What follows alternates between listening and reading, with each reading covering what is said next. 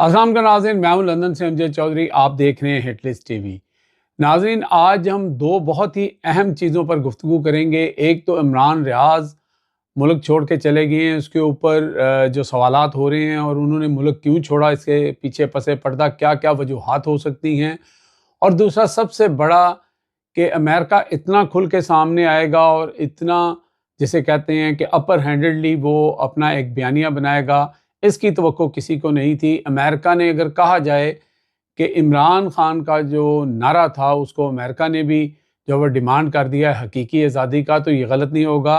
क्योंकि रिचर्ड ग्रैनल का जो लास्ट ट्वीट है उसने पूरे इस्लामाबाद में हुकूमत पे और बहुत सारे दीगर जो ताकतवर हलके थे उनके ऊपर बिजलियाँ गिरा दी हैं। इन दो मौज़ूआत के ऊपर हम बात करेंगे।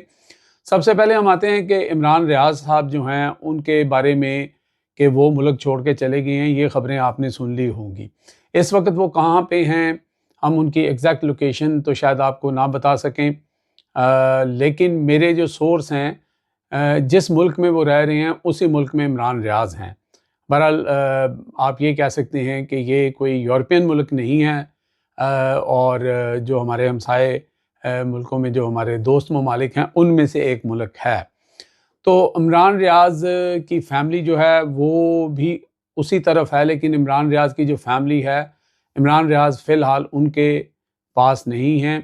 क्योंकि इमरान रियाज की जो आपने देखी होगी जो थंबनेल के ऊपर तस्वीर, उसके पीछे उन्होंने एक काला कर्टन लगाया हुआ है और वो अपनी आइडेंटिटी पूरी तरह छुपाने की कोशिश कर रहे हैं। अभी उन्होंने इसके ऊपर लब कुशाई नहीं की, क्योंकि उन्होंने सिर्फ इतना कहा कि बहुत सारी बातें उनके हवाले से चल रही हैं, वक्त आने पर वो इससे पर्दा उठाएंगे और उनके साथ पिछले चंद रोज़ में या चंद हफ्तों में क्या कुछ हुआ उसके बारे में उनके दोस्त जानते हैं।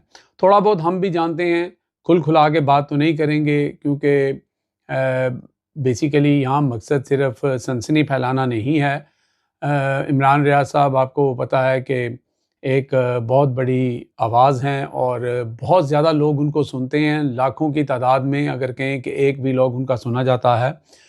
तो इस पैराए में सबको उनसे कुछ ना कुछ तकलीफ़ थी।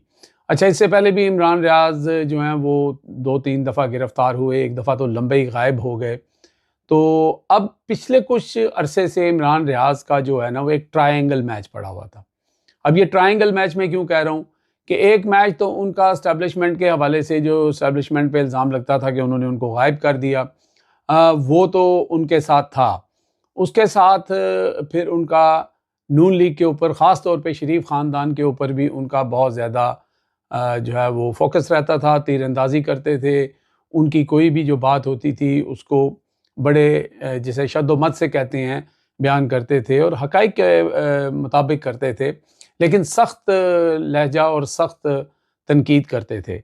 तीसरा एक और महाज़ उनका खुला पिछले दिनों, जब हमने एक ऑडियो भी देखी, बल्कि वीडियो थी, जिसके अंदर महर शराफत की एक कॉल लीक हुई, जिसके अंदर महर शराफत के साथ भी एक जो बिलो द बेल्ट गुफ्तगू हुई और उसके अंदर इमरान रियाज को भी बुरा भला कहा गया, इवन गालियाँ तक की दी गई। तो क्योंकि इमरान रियाज जो हैं वो एक जर्नलिस्ट हैं और वो हमेशा ये कहते हैं कि इस वक्त अगर वो इमरान खान या पीटीआई का मौक़िफ़ ज़्यादा बयान करते हैं, तो उनके नज़रिए में या हमारे नज़रिए में यही है कि इस वक्त के जो मज़लूम हैं या इस वक्त जिनको ज़रूरत है और जिनके साथ ज़्यादती हो रही है, सारी दुनिया ये चीख चीख के कह रही है, उन्हीं का साथ देना बनता है, बीइंग ए जर्नलिस्ट, एक दरमियानी जिसे कहते हैं कि मौक़िफ़ के साथ। लेकिन चूँकि हम बात उनकी ज़्यादा करते हैं, ख़बरें उनके ज़्यादा ख़िलाफ़ होती हैं, ज़्यादती भी उस ग्रुप के साथ हो रही होती है, तो एक टिल्ट का जो है वो इल्ज़ाम आपके ऊपर लगता है। लेकिन इमरान रियाज जो हैं वो विद इन द पार्टी जो है, यानी कि पीटीआई की जो मौजूदा क़यादत है, जिसके बारे में सारी दुनिया कहती है कि कहीं ना कहीं वो लोग कॉम्प्रोमाइज़्ड हैं और पिछले अगर 2-2.5 साल से इस्टेब्लिशमेंट ने पीटीआई को ट्रक की बत्ती के पीछे लगाया हुआ है, तो उसका मेन ड्राइवर जो है वो जो इस वक्त की क़यादत है उसमें से बहुत सारे ड्राइवर उस ट्रक के मेन ट्रक के ड्राइवर हैं। तो उसके ऊपर इमरान रियाज भी तनकीद करते थे, जो कि जायज़ होती थी। अभी सदीक जान ने गुज़श्ता रोज़ एक ट्वीट किया जिसके ऊपर बड़ा शोर मचा कि ये जो इस वक्त इस्तिग़ासा दायर किया हुआ है पीटीआई की तरफ से, जो लोग शहीद हुए हैं, उन्होंने पहले से ये बता दिया था कि उनको किसी ने ये बताया है कि पार्टी के अंदर विद इन द पार्टी कोई ऐसी मीटिंग हुई है चंद लोगों की कि उन लोगों ने अदालत में नहीं पहुंचना, यानी कि जो लोग शहीद हो गए हैं, जो लोग मारे गए हैं, वो गरीबों के बच्चे, ठीक है, उनका इस्तेमाल इमरान खान तो शायद नहीं कर रहे, लेकिन इस वक्त जो कुर्सी का मज़ा ले रहे हैं वो शायद ज़रूर ये चीज़ कर रहे हैं। सख्त बात है लेकिन कहनी पड़ेगी, क्योंकि अगर देखें आज मंडे के रोज़ जब वहाँ पर ये सारा लोगों ने इकट्ठा होना था, एक प्रेशर बिल्टअप करना था, वो नहीं हो सका और वो डेट जो है वो अगले माह की चली गई। अभी जो मलक इदरीस हैं उनके भाई का भी एक बयान आया है कि उनके भाई के जनाजे पे या उनके भाई के फौतगी के बाद उनके घर कोई जो फर्स्ट ईयर लीडरशिप है उसमें से कोई नहीं गया, यानी उस शख्स ने इमरान खान का नाम लेकर इमरान खान पर अपनी जान कुर्बान कर दी। इमरान खान खुद जेल में है, लेकिन हालत ये है कि वहाँ पर कोई मेन बंदा जो है वो नहीं गया। उसकी वजूहात क्या हैं, प्रेशर है, क्या है, ओबियसली इतना आसान नहीं होता, हम लोग कह देते हैं, लेकिन कहना इसलिए ज़रूरी है कि ऐसा हो रहा है। तो यही चीज़ें इमरान रियाज के साथ थी। बहरहाल इतना मैं ज़रूर आपको बता सकता हूँ कि पिछले चंद रोज़ के अंदर इमरान खान के ऊपर एक समझें कि हमला कह लें आप, या वो बाल बाल बचे हैं, बस यहाँ से आप अंदाज़ा लगा लें। इसको इमरान रियाज खुद ही बाद में एक्सपोज करेंगे, और उनको बहुत ज़्यादा मुश्किलात थी।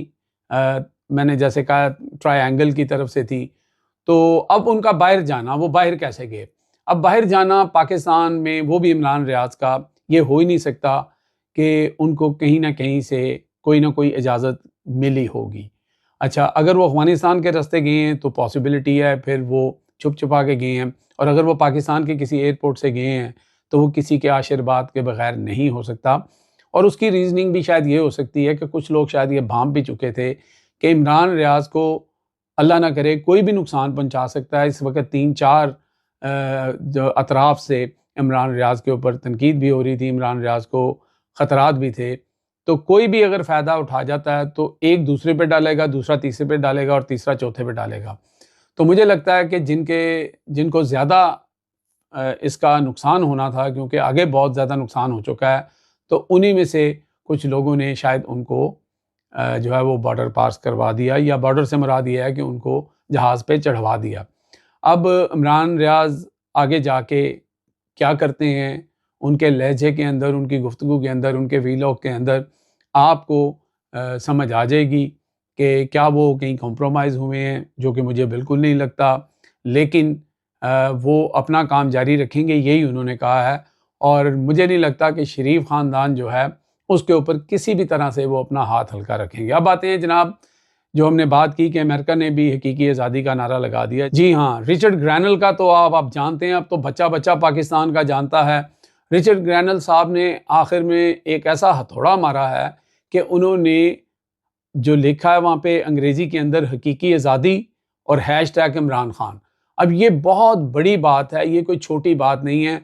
कोई आम पाकिस्तानी लीडर, बड़े से बड़ा लीडर, इवन इमरान खान भी अगर हकीकी आज़ादी का नारा लगाता है तो विद इन द कंट्री तो ये बात ठीक है, लेकिन अगर कोई ऐसा शख्स जो आगे हुकूमत में आने वाला है और डोनाल्ड ट्रंप के राइट हैंड या लेफ्ट हैंड के तौर पर काम करने वाला है, और वो काम भी जो है वो पाकिस्तान जैसी कंट्रीज़ के साथ करेगा, तो उसका ये नारा लगा देना और हर ट्वीट के अंदर कहना फ्री इमरान खान, ये कोई इतनी मामूली बात नहीं है। इससे इस वक्त बहुत सारी जगहों पर जो है वो एक लर्जा तारी है कि ये हो क्या रहा है।